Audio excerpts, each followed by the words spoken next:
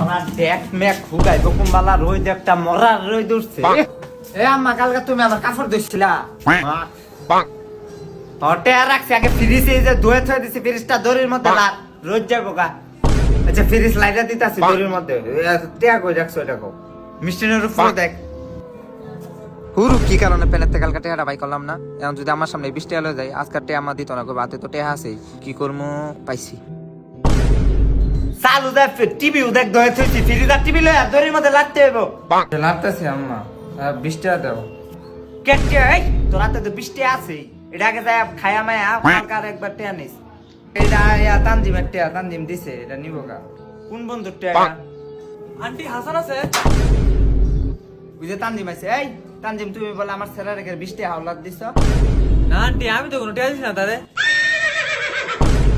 এই কাজটা আমি জীবন টাকা দেব, এই কাজটা টাকা দেব জীবন টাকা পাইতাম।